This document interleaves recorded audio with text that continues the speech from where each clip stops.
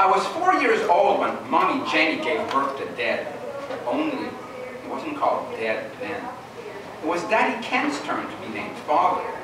Mommy Tara flipped a coin when she learned she was pregnant, and Daddy Neil got to be my official father.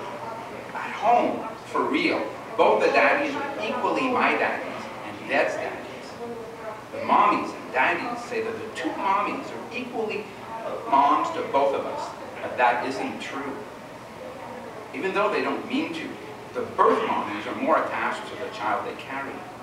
Like that time I cut the back of my head on the edge of a dresser because I'd been jumping up and down on the mommy's and daddy's bed, and there was lots of blood everywhere. Mommy Tara held my hand all the way to the hospital. She held it so tight, as if she wanted her skin to meld with mine, the bones of our hands to mesh together, her life to become my life. No one had ever held my hand like that. My brother never hurt himself, at least not physically. When he was 3 years old, he jumped off the roof and landed on that bush with the pink flowers. The mommies and daddies were furious. They were so scared that they forgot not to get angry like that, especially not at him.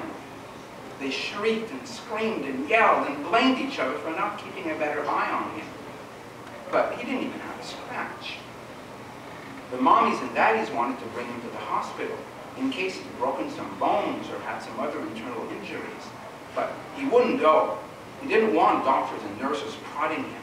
He didn't want to be in that big place full of people he didn't know and who didn't care about him. Already, all those tense emotions were too much for him. "Stop it," I said as gently as I could, tugging at their clothes. "You're hurting him." But it was too late. He ran into the house and disappeared. That was the first time. We didn't see him for a whole week. He'd snatch food without anyone seeing him do it. In the yard, there'd be these spots where the earth had been upturned and then neatly patted down. Daddy Neil dug them up again, and sure enough, there would be my brother's stinking little turds.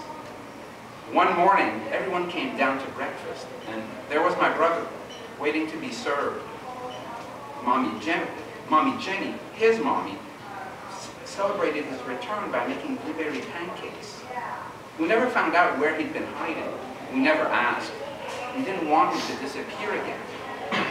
My brother never slept in his bed again. He discovered that he liked disappearing.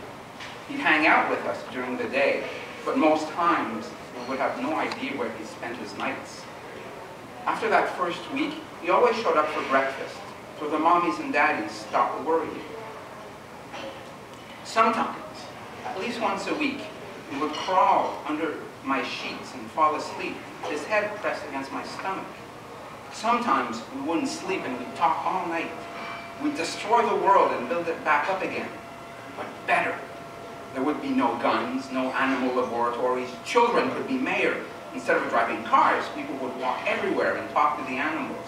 There would be no asphalt or concrete on the ground, only earth and grass and sand and rocks, and we could go barefoot everywhere. There would be no police, but lions and elephants would keep everyone safe.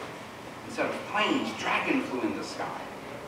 We wouldn't have to go to school, and we'd never grow up, and we'd be ourselves for our whole lives. And we'd live forever, and no one would ever say or do anything mean. Now that he's dead, my brother still sleeps with me occasionally, but we don't talk like that anymore. He says, "I live there now." I want to say, "But you're right here." He's not really, though. Even when he looks right at me, his eyes focus beyond me, at a place only he can see. A better world. Thank you.